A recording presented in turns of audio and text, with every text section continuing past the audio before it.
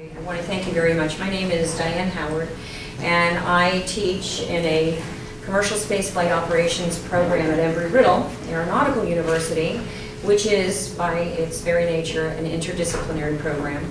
And I'm the person that developed the courses that are policy and law courses. And I have been working on issues that became more and more important to me as I was working on my own doctorate, and then really kind of hit critical mass when I got to Embry-Riddle, because I work in a program that's housed in an applied aviation sciences department. And this particular department has multiple disciplines. And so it was a real good way for space traffic management is full of a lot of different issues. So that's what we're going to talk about. We're going to kind of wrestle with a question: is there a sustainable solution? So when I say space traffic management, what do you think of? Traffic coms? Yeah, go ahead. Satellites. Pardon me? Satellites, okay, okay. Anything else? Yeah. I mean, just deconfliction of airspace, basically. Deconfliction of airspace, okay. So this is all good. So we, in the department that I teach in, have air traffic controllers, and we have meteorologists, and we have safety people. So these are all things. So when I got to Embry-Riddle, which is known for aviation and not a school with a law school, I had to kind of find a way that I could wrap my school's mind around something like a common mission. And space traffic management was such an issue. So I originally was going to name my talk Crafting Sustainable Solutions, and we instead decided to start with the question, is there a sustainable solution? Well, what are we trying to solve? Okay? So I thought I would create a little problem statement for us, and we'll see. I'm a big believer in using the laser pointer, so no, this doesn't do it. Okay, so I will parse this sentence for you as a lawyer, and I will tell you why I think this is such a good problem statement. We want to know what it is exactly that we're trying to solve, and we're looking for a sustainable way to do this. And when we talk about sustainable, we're talking about something that isn't just for the now. We're talking about something that's for the future as well. Reba, are you okay? Yeah. Oh, okay. You have an expression on your face. No, I'm actually quite happy. Yeah. Okay, good. Okay. Actually, maybe I should have given you more of an introduction about why me, why am I here. So let's backtrack a little bit. Yes. So I'm a lawyer. I'm a lawyer that came to space a little bit late. I always loved it. In fact, one of the students here was asking me how I got into it. I got into it because I was a child of the Cold War. And so I had, as a very young child in elementary school, 2 dual experiences. And space is full of dual use, the yin and yang of space. One of those experiences was hiding under desks in elementary school during the Cuban Missile Crisis. And another one of those experiences was, since I was very close to Kennedy Space Center, looking up and seeing the trails as things were launched from Cape Canaveral. And so it was very easy for me to see early on that space was where I wanted to be. Okay. But life gets involved, and you don't always get what you want right away. And I had a lot of serendipity, and I got very involved in the fashion industry, and it was a wild success, but I didn't have enough purpose. And so I kind of had, this moment of reckoning, and I said, what would I like to do with my life in a perfect world? And I got the chance to do that, and it was to go to law school. And as I was getting ready to go to law school, somebody asked me, what kind of law did I want to practice? And I said, well, I want to do something for the world. I want to do something for the greater good. And I said, I think I want to do environmental law. And he said, well, I can tell you there's an environment that's really going to need some help, and that's the space environment. And I said, you mean like Star Trek? And he said, yeah. Mm-hmm. And I kind of moved over on my seat, on the bench as I waited for parts for my car. Only when I had the opportunity for my orientation day at law school, and I went to the library and they said, well, what would you like to look up? I said, well, I want to look up space law. Is there even a thing?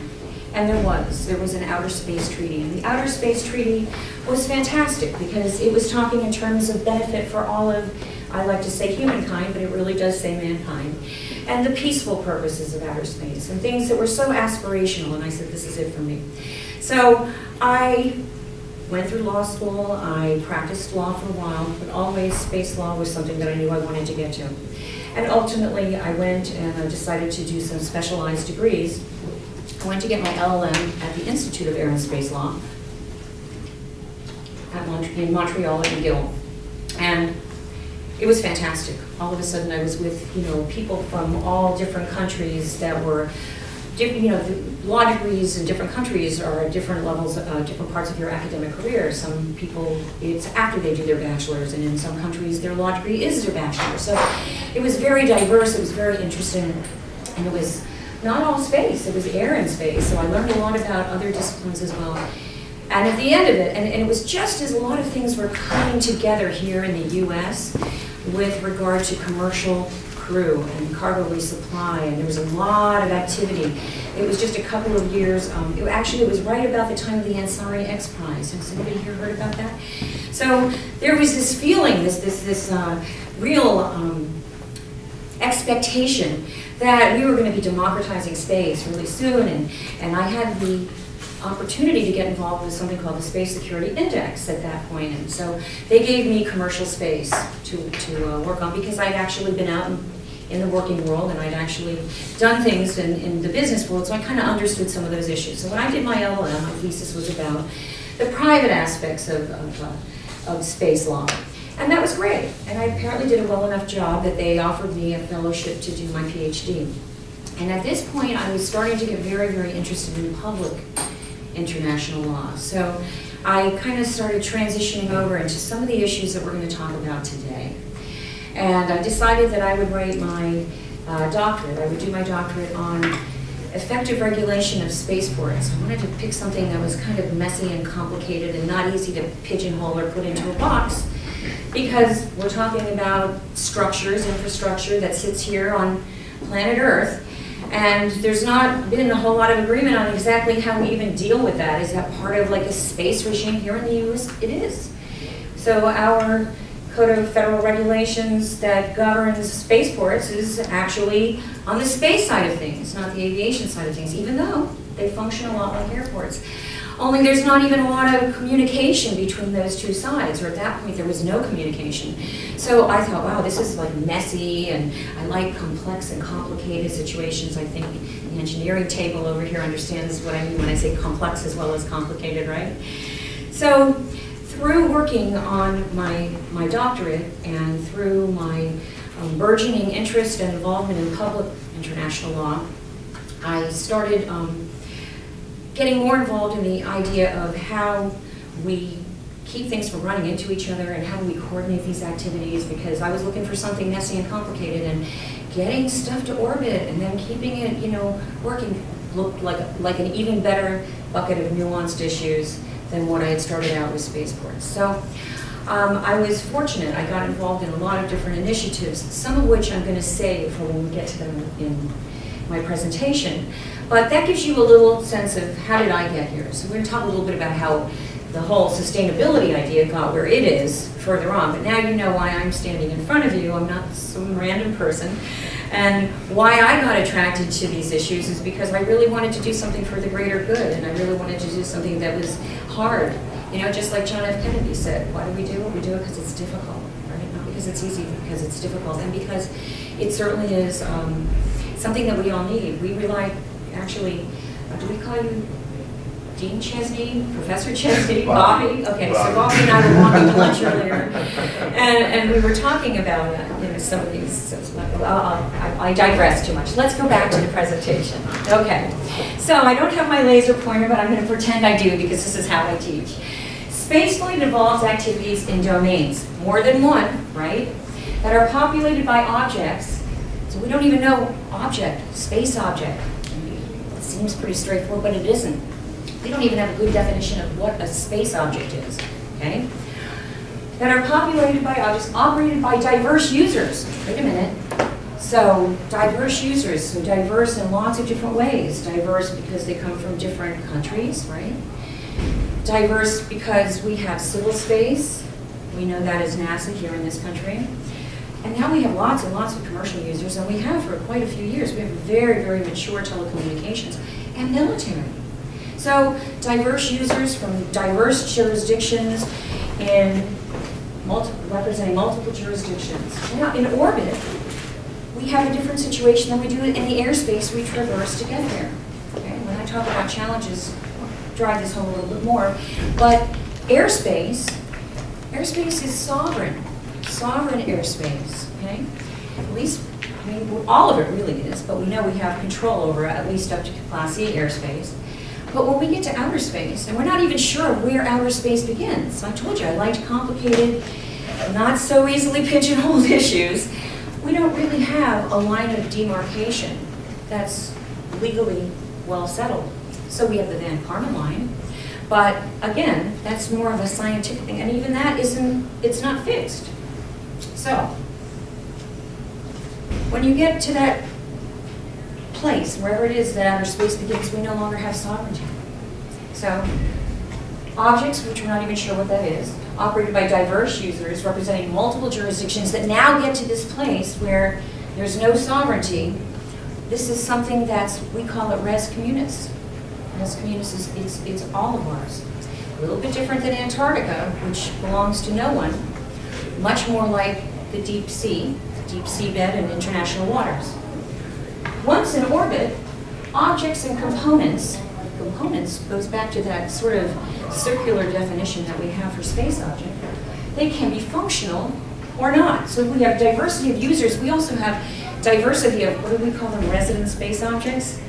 So we have diversity of some things function, some things don't, and even that's not straightforward.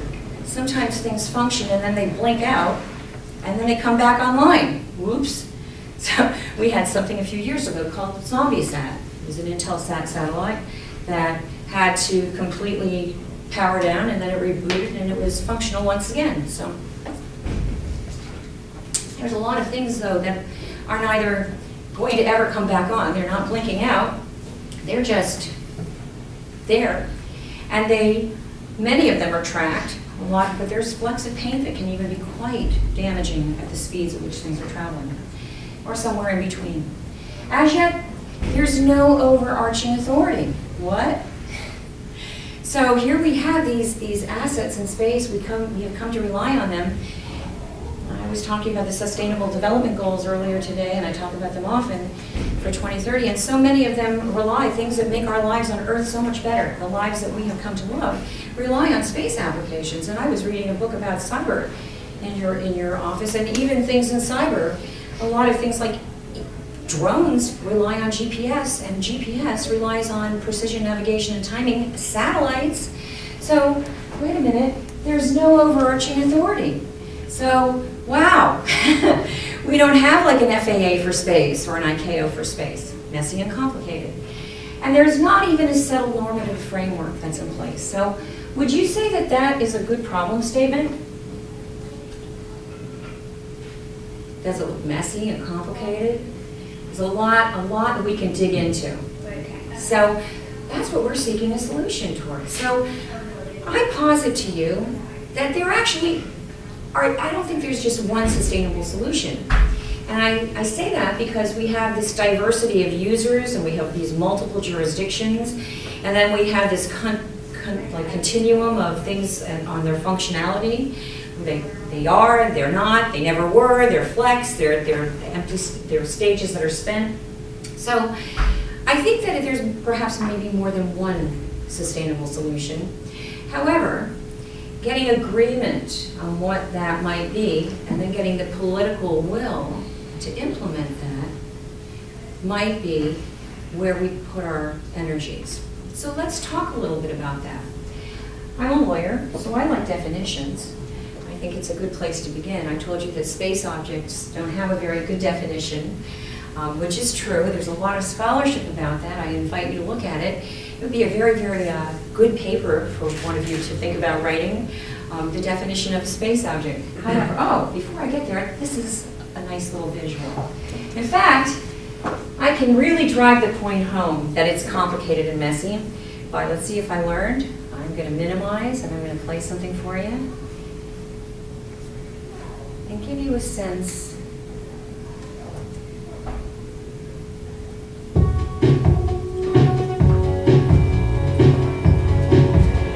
Get you a little pumped.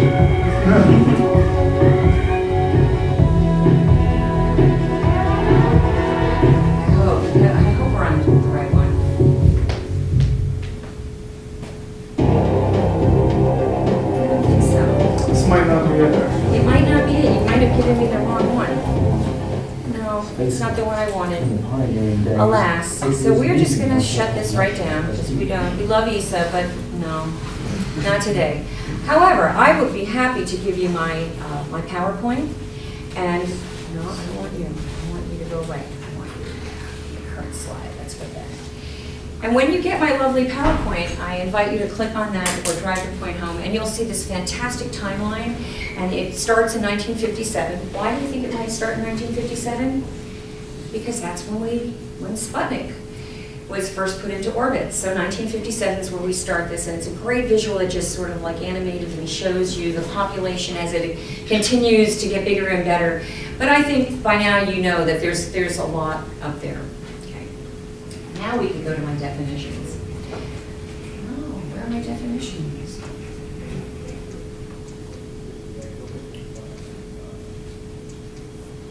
I'm very upset with that. No? Here they are. Let's go here and then let's look at the law. So we do actually have some better definitions for things that are relevant to space traffic management. We'll start with a definition for something called space situational awareness. Okay? And this comes from the Air Force, comes from Air Force doctrine. The reason I put these two definitions up is because I think that they help us kind of bound that problem. That's why I wanted to, I'm sorry I have it out of order, but I think it helps us because we're starting with this problem statement and what are the bounds of this. So STM is actually the more overarching set of disciplines, okay? And civil space situational awareness, which is kind of what we're talking about here, is a subset of that space traffic management. So when we talk about space situational awareness, a lot of what we're talking about is really information. We're talking about knowledge of the space environment, including the locations of space objects, data, to improve space operation safety and to support the preservation of the space environment. So the preservation of the space environment, remember before I said we're looking for sustainable solutions, not just things that are going to work for right now. We don't want some short-term solution. We're looking for these long-term solutions because we want it to be preserved. See, it was that environmental hook that got me. But space traffic management is something different. They're not interchangeable. These are not definitions that you can't use these terms interchangeably. They're not synonymous. Space traffic management instead has much more to do with, it has to do with the set of technical and regulatory provisions. It has regulatory provisions. This is where we get normative. It's not simply information, it's normative. This definition is interesting because it is on my time, it should be on my timeline. I don't think I could fit it because it came about in 2006, which was relatively early for this set of disciplines, by the IAA, the International Academy of Astronautics, which was one of the first organizations that put together a study trying to get a whole lot of people from a whole lot of disciplines together to collaborate on what exactly did this mean, because it was something that prior to that had just been looked at in terms of space debris, and this was more. So it's the set of technical and regulatory provisions for promoting safe access into outer space and return from outer space to Earth free from physical or radio frequency damage. So we're talking about no collisions, not physically, and no interference. Okay? So another good paper, in fact it's one that we would like to really dig into, is the idea of just what is harmful interference, you know? And when we talk about managing this traffic, what exactly do we need? What are the physical constraints? What are those technical provisions? Okay, so we're taking in all that data, that SSA data. Okay, now that we have it, okay, what kind of technical provisions, normative, and what kind of regulatory provisions are we going to have to put in place? So how do we do that? How do we even get that? So this talks about getting there, while you're there, and then getting back. So it's complicated. So let's go back now. So is there any law? I told you there's no overarching authority, right? But there is some law. So you're all aware of treaties, I would assume. Maybe not the engineering table, but we do have treaties. We do have treaties, and we have. Space has its own lex specialis. It has a body of law that's specific to it, okay? And this body of law is treaty law, but a lot of it is also domestic law, okay? And then some of it's even policy, okay? And the good law is driven by good policy. So the treaties, we have 5 of them that deal with space. 4 of them, we call the core 4. The main ones are the Outer Space Treaty, the Liability Convention, the Registration Convention, and the Return and Rescue Agreement, which deals more with, you know, if there's a mishap and we need to get the astronauts or the space vehicles back to where they came from, and what those agreements are. And the last one, the one that really isn't considered one of the core 4, is the Moon Agreement, but it's one that you may have seen a lot of news articles about in the last couple of years, because it's really, we're getting very close to being able to do these activities. Again, this is something that we don't have agreement. So we do have some international law, and we certainly do have domestic law. The U.S. has the most developed body of domestic law of anyone, but we're seeing a lot of countries catching up. I know that the UK just finalized its space law very, very recently. It now has its own space agency. And, New Zealand also came up with a fantastic space law not so very long ago. The Norwegians came up with a wonderful space law. It actually does have a delimitation for space. So there's more and more, because the Outer Space Treaty, and this is why I have lacunae here. There's holes here. There's work to be done here. There's opportunities here. So the Outer Space Treaty it's a treaty of general principles. It's a treaty that doesn't really tell you the specifics. It tells you that, yeah, it's okay for non-governmental entities, private companies, okay? Civil space agencies are governmental. SpaceX is not.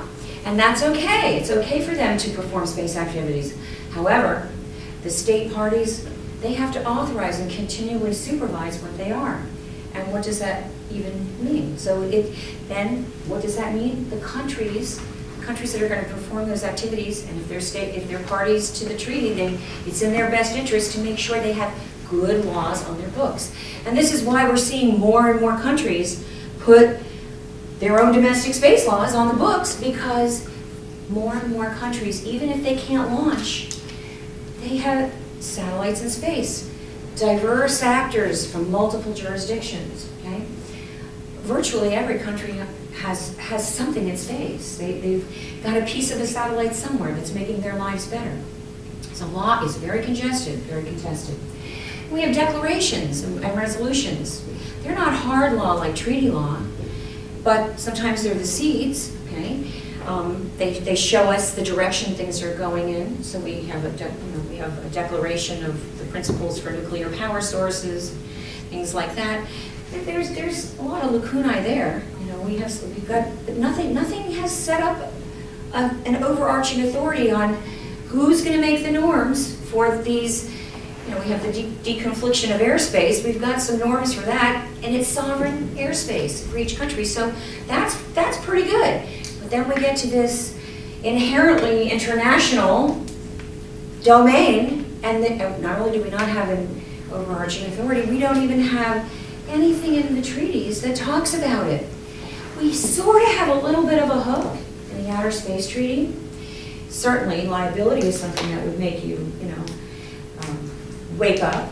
And there's issues of liability are brought up in the Outer Space Treaty, but really in Article 9, where we do find things about harmful interference and performing your activities in space with due regard for the corresponding interests of other state parties, then we start finding something that might maybe give some authority to develop some norms on an international level with regard to keeping things from running into each other physically and creating radio frequency interference or collision as well.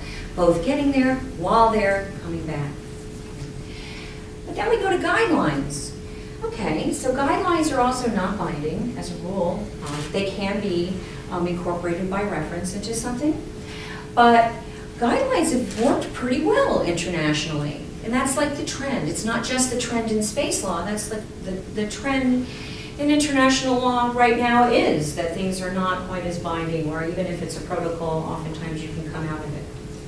So we have a very, very good actual, almost like the model, the paradigm, the poster child of putting together some soft law in the millennium with regard to some of the issues that are pertinent to us. We're going to look at the bucket of what those issues are, I think, on the next slide. But This came out of the United Nations Committee on Peaceful Uses of Outer Space. Didn't start there. When we look at my timeline, I'm going to kind of show you that evolution better. But what's very, very unusual about the debris mitigation guidelines is that, okay, they came out of COPUIS, Committee on Peaceful Uses. It's a committee. It's not a specialized agency, but it's a committee at the United Nations. And it has 2 subcommittees. I told you there's a lot of duality in space. So one subcommittee is the Science and Technical Subcommittee, the engineering table. And the other subcommittee is the legal subcommittee, my friends back here. Okay? Because there's this understanding, and there has been from the very beginning of the development of space laws, norms, and its treaties, that we need both. Okay? So you would think that these debris mitigation guidelines, they have some legal effect, even if it's not binding legal effect, that would have come out of the legal subcommittee, right? But they didn't. And this was the first time that happened. So it was very unusual.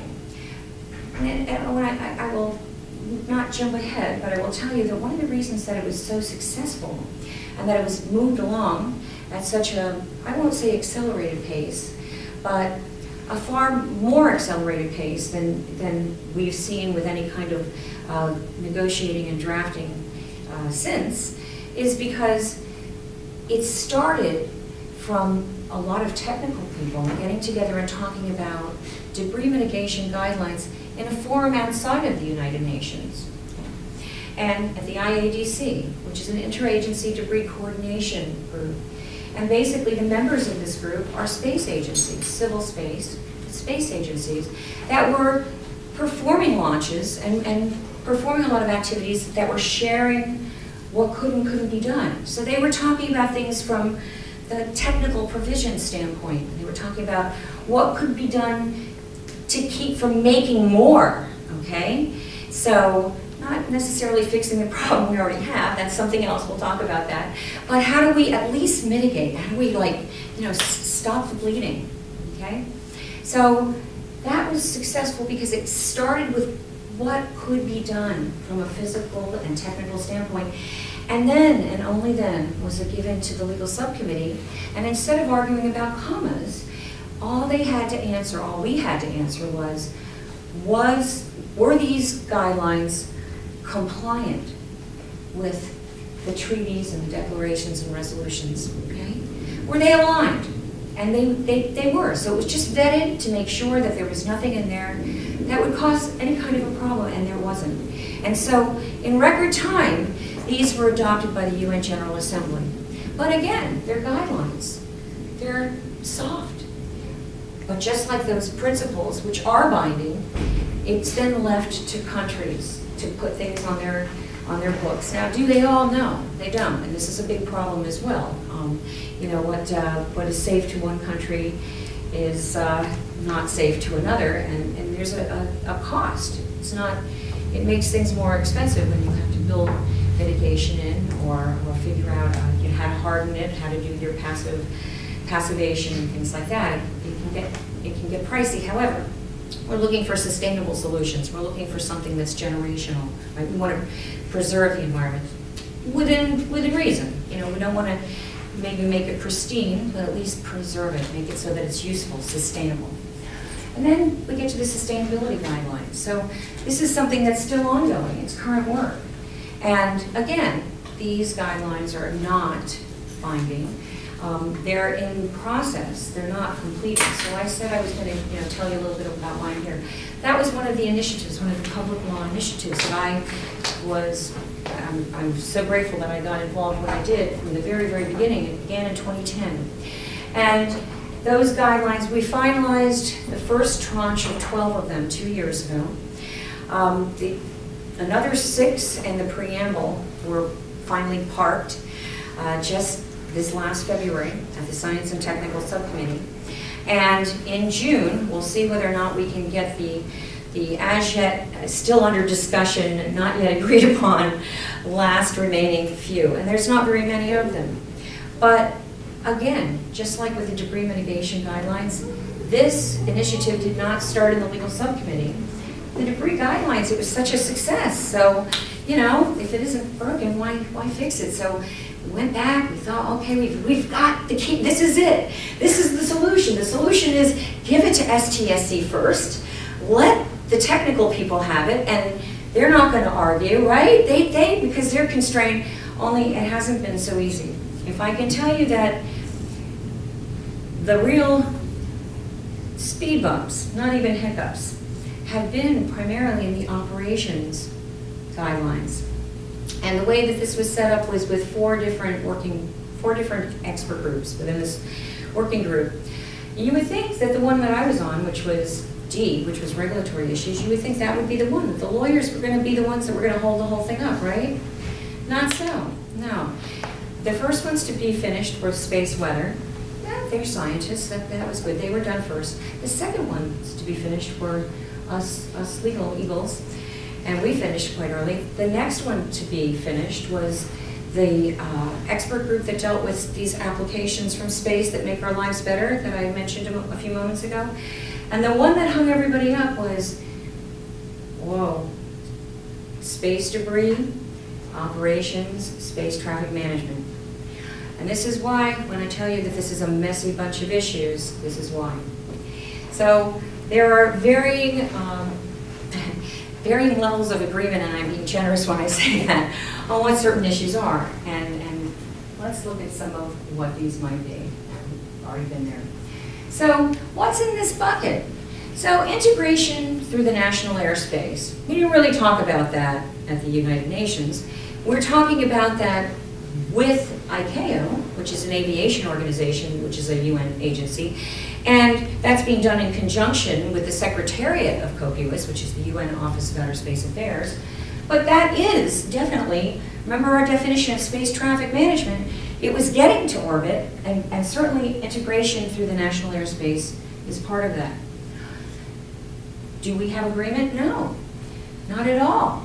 Even within the United States, within the FAA, there's a set of air traffic control guidance, and there's a set of space guidance, and they don't even speak about things in the same language. It's getting better.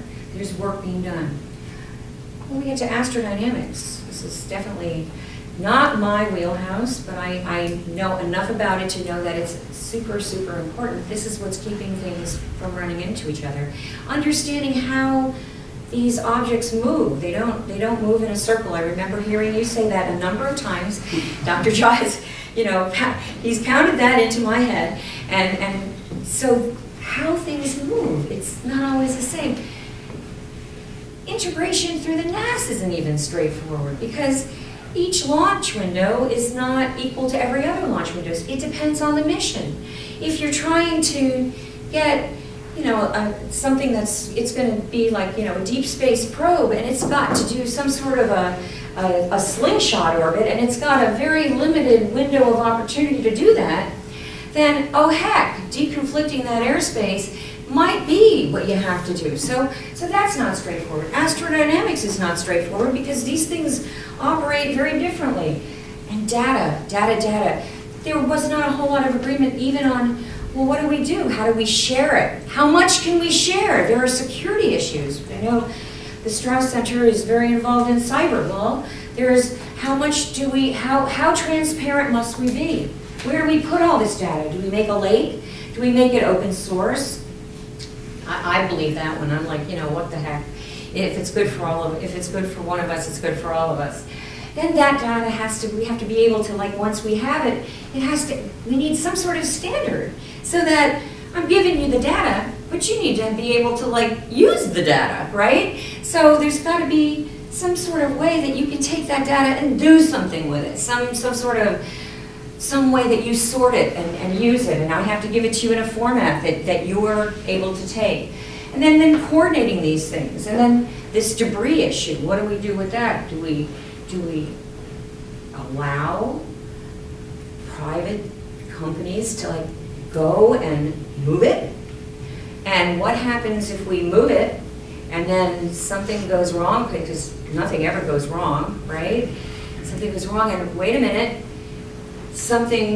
we start some unintended consequence and we end up with another collateral thing and oops, wait a minute, let me tell you a little interesting nugget. about the liability convention. So if you have a space object cause damage to another space object, it's fault-based liability for you, the law table back there.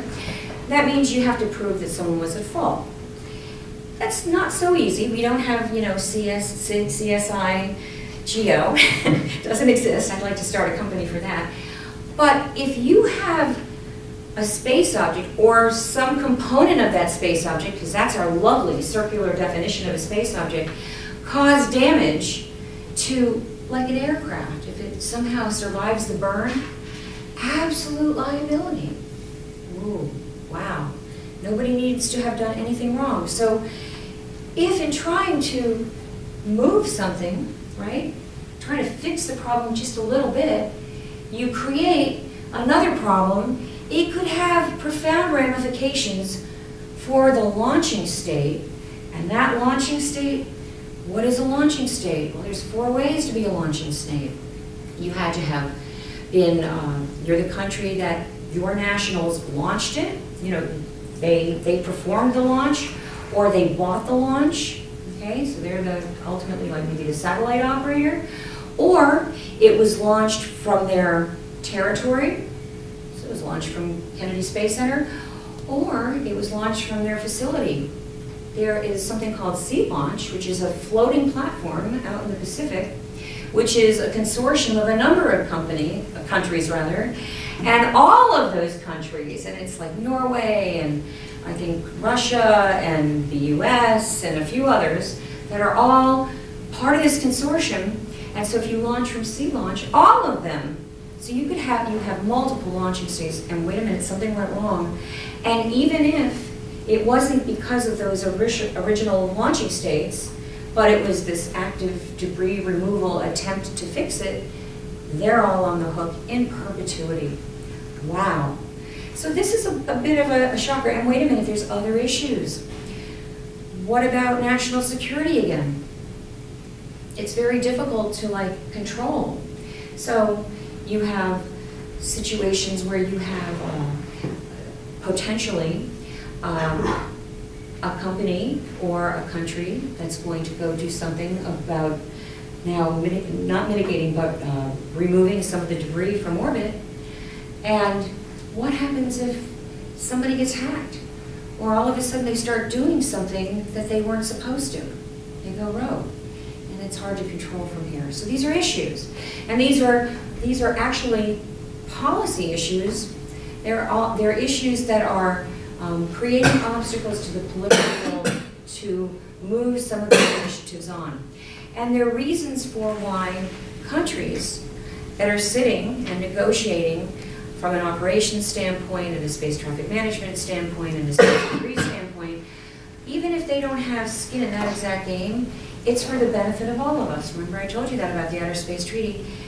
Everybody has a say, and all decisions are come to through consensus. It's not majority rules.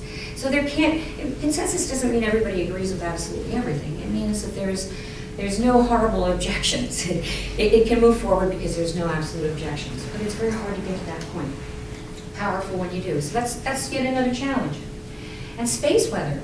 I told you they were some of the first ones to get done, but space weather has an impact on some of these issues.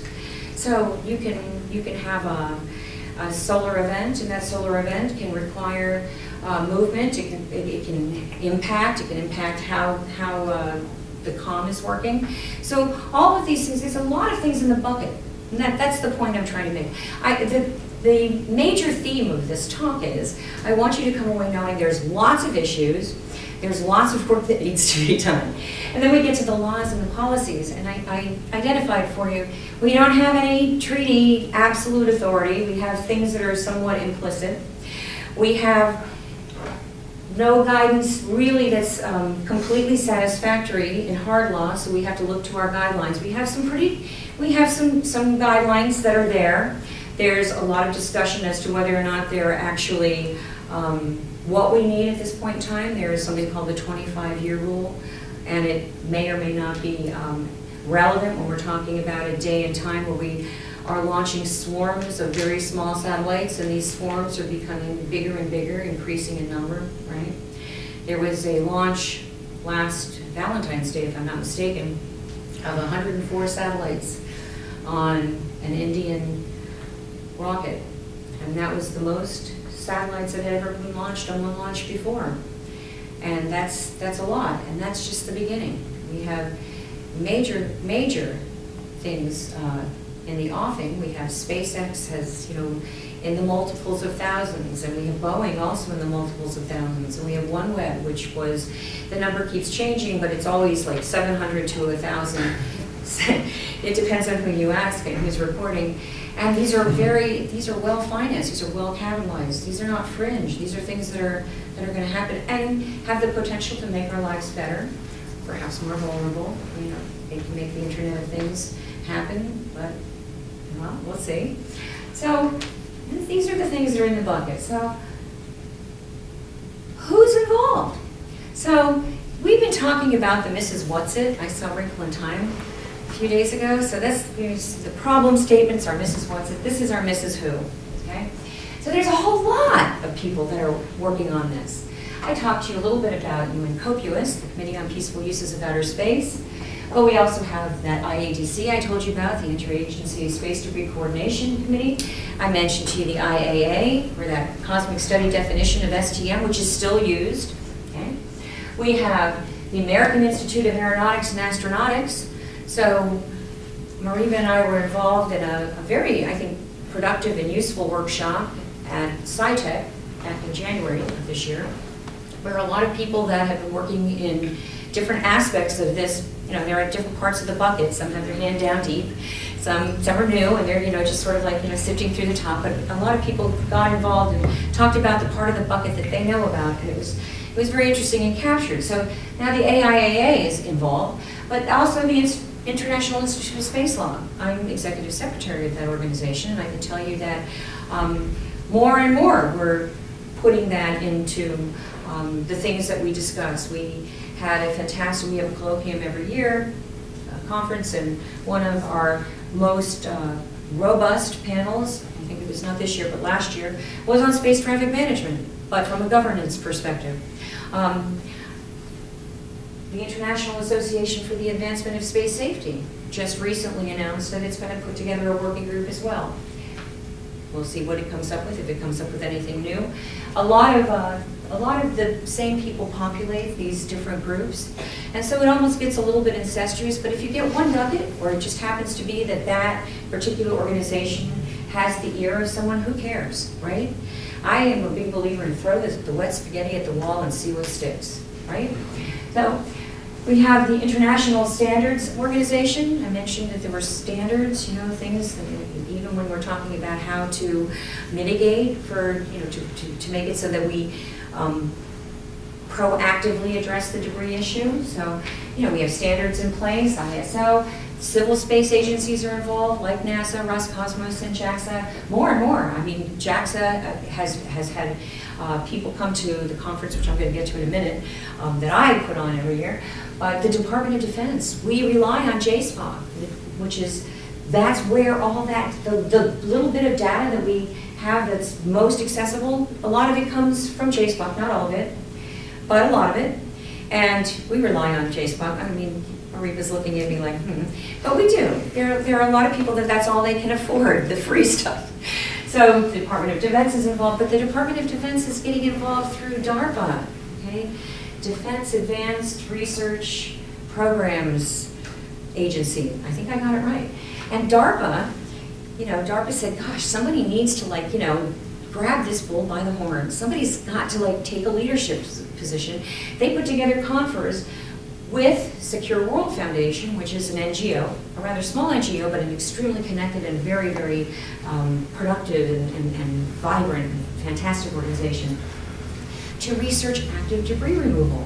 Is that what I was just talking about before? How do we allay these national security concerns, and how do we kind of sift through all these different technologies, from tethers to blowing at them and to nets, and how do we kind of try to make them safe so that we don't create more problems, so that we preserve this environment and keep it more sustainable? We've even got the Department of Transportation, which is where the FAA sits, and the Office of Commercial Space Transportation sits inside of that part of the part of DOT. Up until very recently, it looked like the Office of Commercial Space Transportation was going to perhaps be the lead organization here in the US with regard to space traffic management. And when I show you the timeline, I'm going to show you where we got a law in 2015. It's like the most recent thing.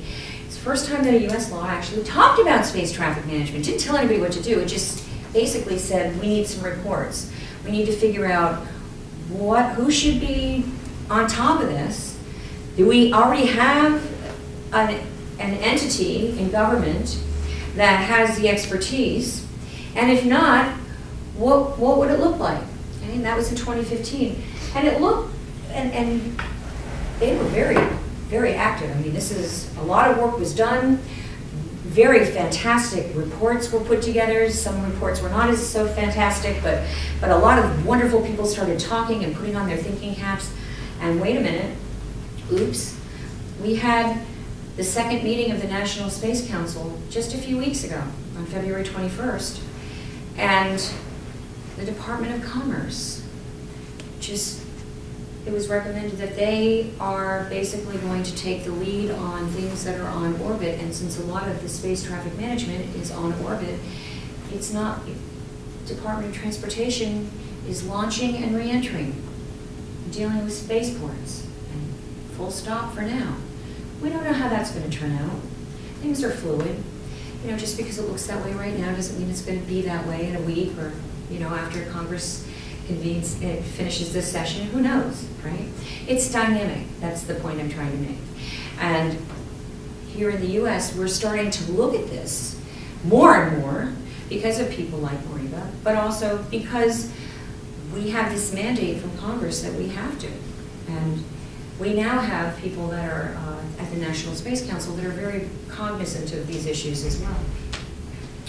Space Data Association. So that's actually a consortium of a number of companies that have the financial wherewithal to subscribe to, they got together and they formed an association and they subscribe to this service where it's managed by Analytical Graphics, AGI, which is a company, a private company, and they get data from the actual satellite operators themselves, and then they manage it. They see whether or not the algorithms tell them whether there's a conjunction assessment, and if it's within, a certain threshold, and they contact the operators, and they get to make their own decisions as to what they're going to do.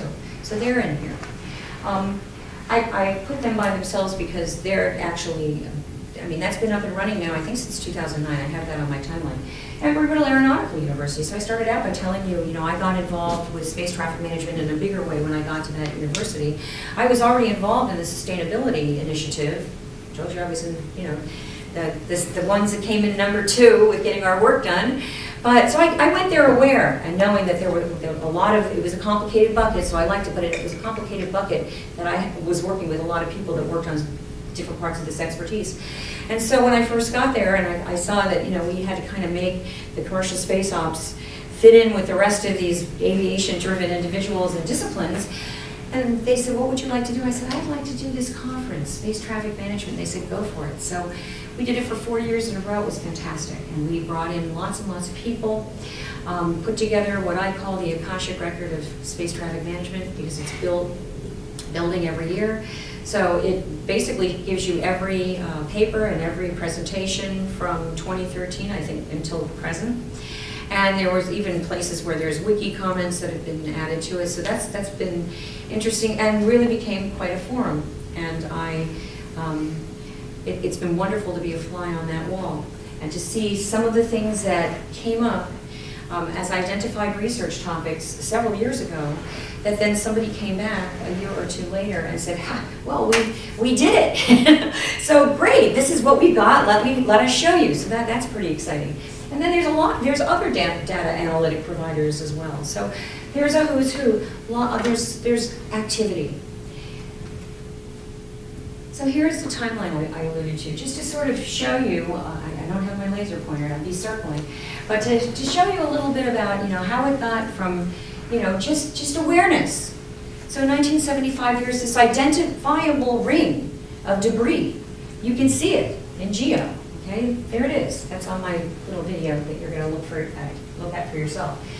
3 years later, Don Kessler, who works for NASA, he publishes a paper with another gentleman, Cor Pillay, and they have nomenclature now. It's the Kessler syndrome, this idea that it's self-perpetuating, because the more debris, the more chance that one piece of debris is going to hit another piece of debris or something and create more debris, and there's going to get to a tipping point, and oh my goodness. So even though space is vast, there's very desirable real estate, particularly in GEO, and it's 1978, they say it's going to be a problem. Well, and it is. I also didn't stick on here some of the ASAT texts, because that really exacerbates that. I'll get to that when I get to those years. NASA starts its own orbital debris program back right after that, because I told you, Dr. Kessler works for NASA.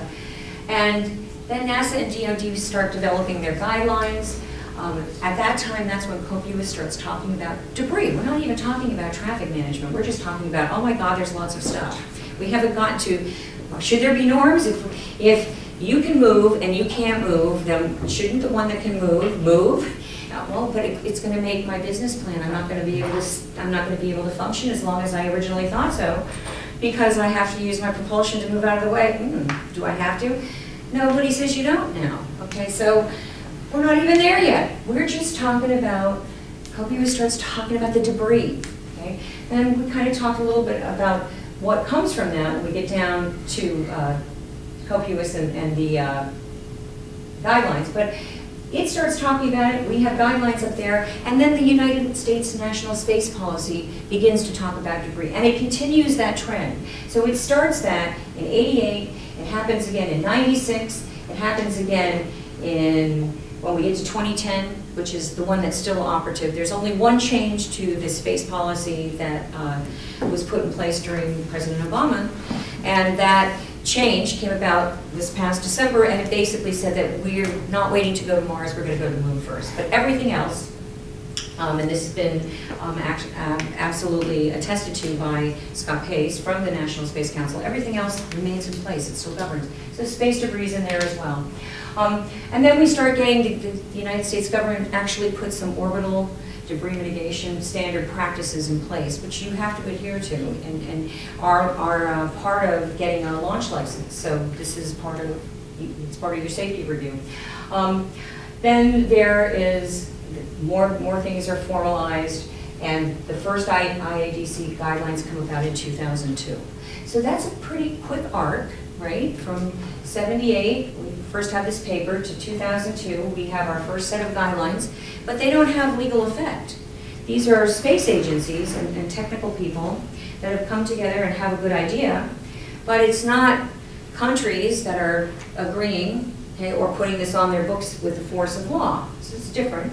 But then we have this whole exercise I explained to you about STSE, and it goes to plenary after we get, the legal people vet it and say, no, it doesn't go against anything, and the Science and Technical Subcommittee have this big win, and it gets endorsed by the General Assembly in 2007.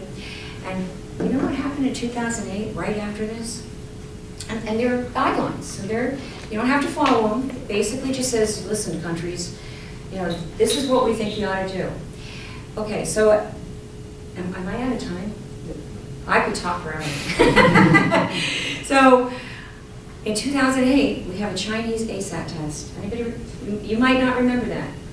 And it wasn't malintent, but one hand didn't know what the other was doing. Only they did it way up high, and all sorts of debris rained down. Well, that really drove the point home. Okay, so that was good timing in some ways. It was a horrible thing to happen to orbit, terrible. But I am Pollyanna, and I always look for the bright side. I want to find the half full, and so the half full to me was, well, it's not like we're making this up, right? You can't make this stuff up. And then a year later, the US said, well, you know, we got this hydrazine, we got this thing, we're gonna have to do the same thing, only we're gonna show you how to do it. And they did it way right down, so it just did the burn, and no, we didn't make any problems, no muss, no fuss. We showed them, huh? Okay. Then we get to 2009, the Space Data Association is formed, okay? But over here, in 2006, between, you know, the IADC coming up with its guidelines, and then UN endorsing the copious guidelines, that's when we get our 2006 definitions. That's when we start talking not just about debris, but also about traffic management. About the same time is when there was discussion in copious about long-term sustainability of space activities. And there was this feeling that it should be along the lines of the model. We're going to start it in STSE, but there was also this feeling that, you know what, we need to bring in not just diplomats and representatives of governments. We need to bring in the people that are actually in the trenches doing this stuff, okay? So let's set up this working group with these expert groups. I told you there were 4 of them. And let's get countries to invite their best and brightest that don't have to work for government. They're actually people that are doing this stuff, that are performing real research. And let's get them together and let's start hammering out some guidelines, and then countries can put them on the books and give them the force of law as well, because that's the trend right now. Well, that initiative, long-term sustainability initiative, began really in 2010. The terms of reference were hammered out. And we are here now in 2018, and we're not done. It was supposed to be for 5 years, and here we are, 8 years later, and nobody's going to extend the mandate of the terms of reference. We get what we get at the end of plenary this year in June, but we have something. And it's not for nothing, right? There's a beginning, but the work is not done. Also, since that time, the legal subcommittee, and because they're getting their act together, they don't want to be outshone by the Science and Technical Subcommittee, and the Science and Technical Subcommittee have both put agenda items on in their work plans. And so now space traffic management and data are being discussed at both subcommittees at the UN level. So lots of things are going on. I mentioned the Commercial Space Launch Competitiveness Act. So that is like an omnibus piece of legislation which encompasses many, many things, from resource utilization and extraction in Title IV to streamlining the launch license process, but it also, and it contains lots and lots of asks, 12 of them to be exact, but it also is the first time in our US legislation that we see any discussion about space traffic management. So certainly something is going to come at some point, hopefully sooner than later. So I wanted to talk about crafting solutions, and I told you I think there's more than one, and now you see why I do. I'm not sure which is more important, getting good definitions that we can really hang our hat on, or making sure we have standards. I think we all need to keep working on these things together, but in my perfect world scenario, that's what we do. My perfect world scenario doesn't believe in quick fixes, because I think the faster you put it up, the faster it can come down. I think sometimes it's good to have a longer timeline, as long as everybody's diligently still working on it and people with a voice use it. Because I think, I told you we need consensus and we want buy-in. We have multiple stakeholders, we have diverse stakeholders from multiple jurisdictions. And at the end of the day, what we want is not just more guidelines. We don't want more soft law. We actually, at some point, want something that has some teeth, right? I really do think so. And I think that the best, we need to have political will to get there. We need to have the force of law. And the force of law comes from governments, not from experts and individuals who think it's a good idea. So I've talked about a lot of these challenges. There's the challenge of the role of states and non-state actors. I told you that the long-term sustainability, we brought in, the different countries were able to bring in their experts and their best and their brightest. Only that only went so far, because guess what?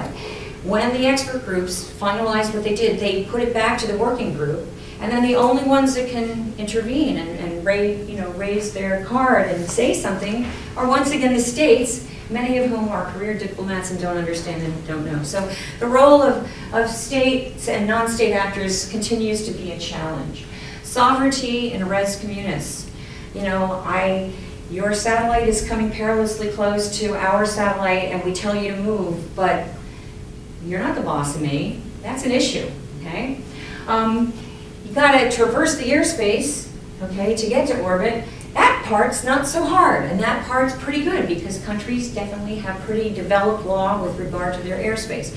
But there's issues above, we call it flight line 600 here, okay? So above Class E airspace, it's like, I did a research project a few years ago trying to find out what international mechanisms govern, and virtually nothing. So that's an issue. And then we have orbits that are inherently not subject to sovereignty because they're there for all of us. It's the province of all humankind. Consensus, achieving that buy-in from everybody, that's a challenge. It's not impossible, obviously, but it is a challenge. Leadership versus hegemony. What do I mean? There's a heavy-handed approach, steamroller, like Pac-Man, or there's leadership.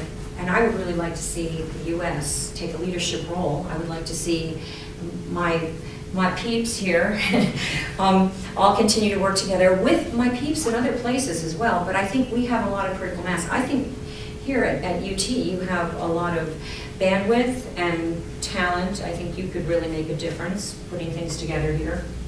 So I'd like to see that leadership, but with cultural sensitivity, not heavy-handed. Space security. Enormous issues. What about close proximity maneuvers and turning the aperture of an Earth observation satellite so it's now taking pictures of something that's perhaps classified? Oops.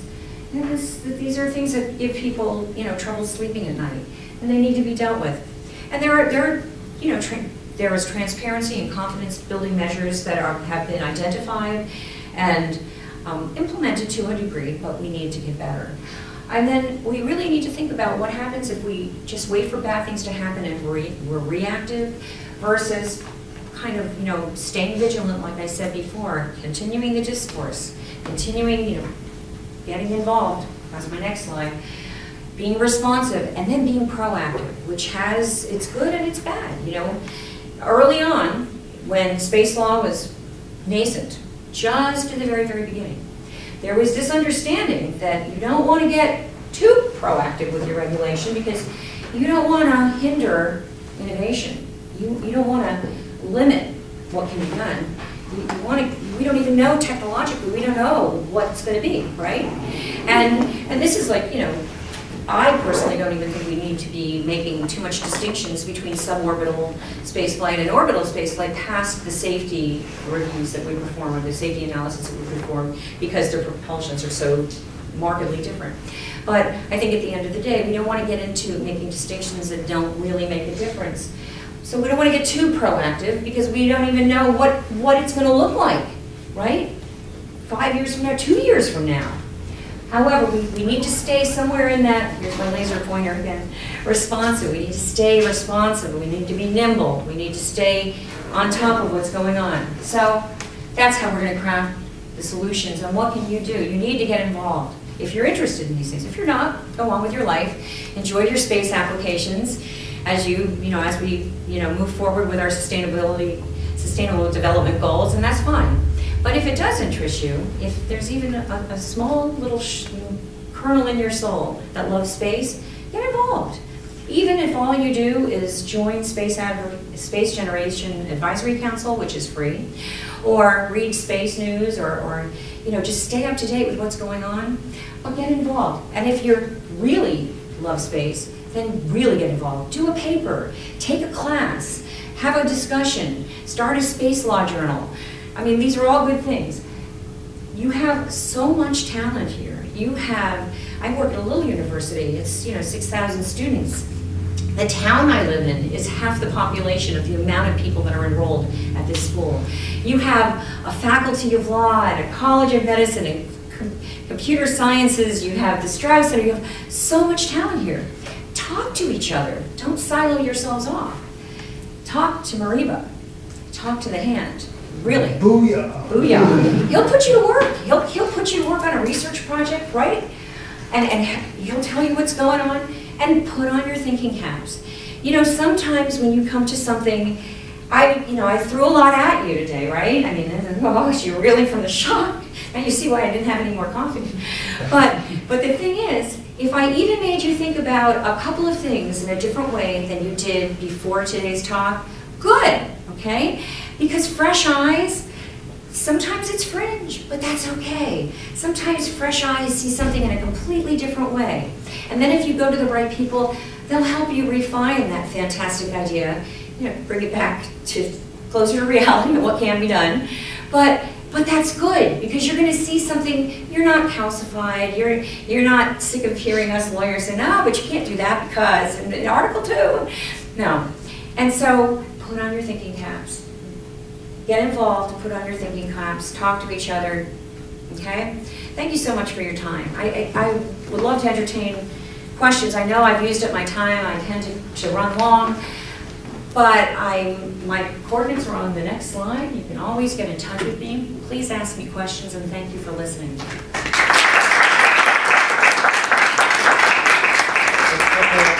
questions. I'll get started by asking what light can you shed about the problems or the interests that compete that explain why it's harder to get consensus on clear rules of the road? Is there a political economy to this? Is there a competition between stakeholder states versus those who are future stakeholder states? So what Russia thinks should be done and what we think should be done are not the same. Russia would like to be the boss of all of us, and the U.S. does not agree with that. And then sometimes it's concern. I do appreciate that you have to go to class. Go. So sometimes it's how what a country thinks is important. Sometimes it's, even if it's a good idea that came from the U.S. delegation, there's going to be pushback from somebody else. So that's purely political. It has nothing to do with the substance. I think there's a real concern from countries that are now coming online more with their own space activities.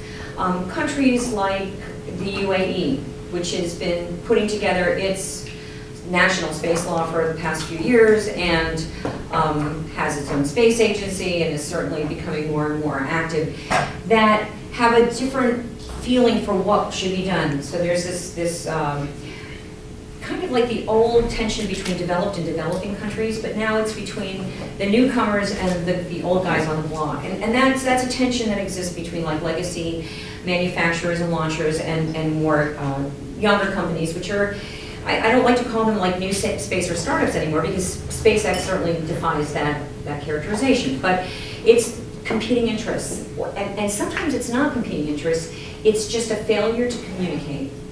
So some of it is political, but not all of it. Yeah? So, I was thinking a little bit about the U-2 incident between the United States and the USSR, and how a spy plane was shot down over the USSR's airspace, and everyone's sort of looking at this and saying, oh, is the United States going to start World War III by retaliating against their plane being shot down, or is the USSR going to start World War III by retaliating Because against we the were spy? in their airspace, right? But looking at it at a modern lens, if Russia says, I don't like that you're spying on what's going on in Crimea, I'm going to shoot down one of your surveillance satellites, is that going to start World War III? Who has the power to say, well, you broke one of these international agreements that says we're not going to have warfare in space, or we're not going to bring nuclear weapons into space? And that's being redefined right now. So this whole idea of being able to defend yourself in space is not new, but it's definitely being discussed more and more. We don't know. It depends. Lawyers answer. Who enforces? It's the same problem we have with much of international law. We can name and shame. We can impose sanctions, which how well is that working? But still, it's something. And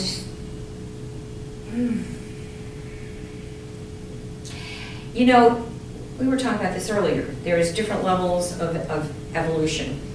The more primitive one is self-interest. So if you can appeal to self-interest, if it's not a country or a company or an entity that cares about the greater good, okay, so it appeal to their self-interest. In fact, Murray and I were talking about this yesterday.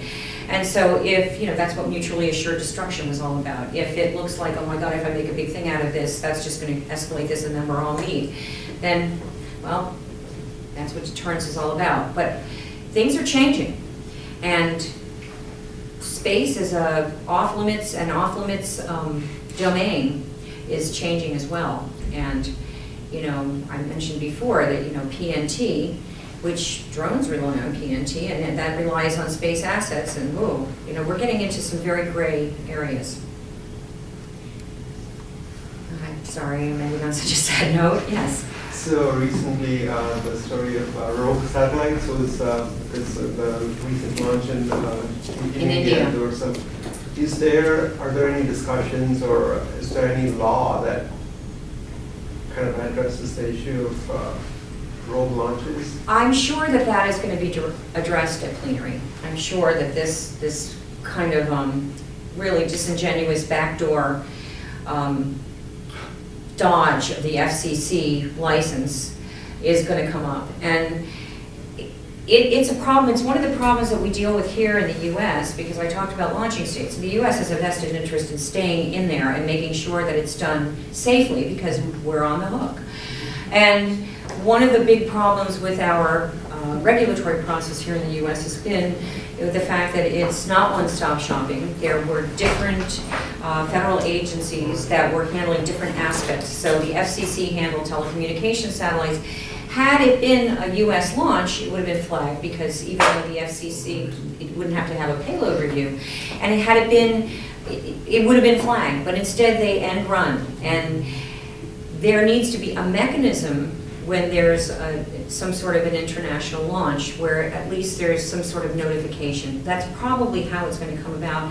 And it'll probably be done perhaps through that Article 9 that I mentioned before. But it hasn't happened yet, it's too recent. And things don't happen that quickly in international law. And there is now, right now, I mentioned commerce. Commerce is, it's getting ready to look at the regulations that have been governing remote sensing, not FCC, but also it's going to be working with the FCC to sort of streamline it. It has an Office of Space Commerce that's coming online. Just like with the ASAT test and how the timing was good, in a way I look at the half full. And what to me is good is that this, the mood right now in DC and at Commerce is hands off, let's not regulate, let's permissionless, let's let them do it. The default position is you can do anything, and then if you screw up, we'll come in and say something.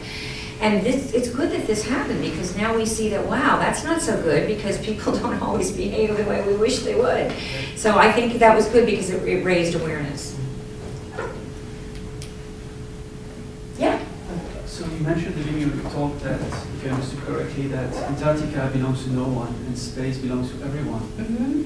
So what's the difference then? I mean, what does it entail on, the regulation? That's one of those distinctions that don't make as much of a difference, but I mean, Antarctica is a beautiful example of international collaboration. I mean, it's there for scientific exploration. It is a hostile environment.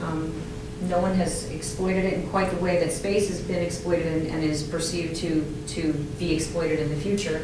But that's an issue because if it belongs to all of us and everybody's got a say in it. It would be easier if space was res nullius because then everybody would know, okay, as long as you extend your hand and it's not hitting me in the face, we're good. And that's not the situation. And that has been an issue. And when I mentioned that the Moon Agreement didn't do very well, one of the reasons that the Moon Agreement didn't do very well is because it talks about things in terms of the common heritage of mankind and an equitable sharing of resources in space because it belongs to all of us. And so that it almost is like a property right for all of humankind, and that gets a little sticky. So it'd be easier if it was the other way. Well, Yes. I know you mentioned sort of the strict liability aspect of sort of operations in space earlier. Do you ever see that changing? I know it's been something that's sort of been with us since the foundations there. maybe something more along the lines of the preferred orbits in regards to? I think that well, first of all, strict liability isn't in orbit. Okay. So I don't think it's going to be changed as a result of that. I think we're going to have zones because of these other issues in space traffic management. And I think that may be one of those sustainable solutions that may work. Do I think that the liability convention's 2 tiers of liability are going to change? Not for a while, because it's never been put to the test. It hasn't cost anybody any money just yet. And actually, I think it's kind of made a lot of countries find religion, if you will, take things seriously, and they are putting decent laws on the books. I mean, they get better and better. So there's a fantastic thing called Legal Space Track, and it's an interactive map. It's online, it's free, and you just kind of put your cursor over a country, and it'll pop up, it'll populate with what that country's, what treaties has it signed, what domestic law does it have, its space law. And when it's a completely different landscape than it was even a few years ago, and you can see that the evolution of the laws that are being put in place is so far superior. I mean, one of the first space laws by a country was by Sweden, and it's awful. It's like a page and a half long, and it says nothing. So I invite you to take a look at go to Legal Space Track and go to Sweden, and it's, yeah. So. Well, I suspect you'll stick around and answer any people's I will, questions who absolutely. want to come up to the front and ask more private questions. In the meantime, let's thank Dr. Howard for this illuminating talk.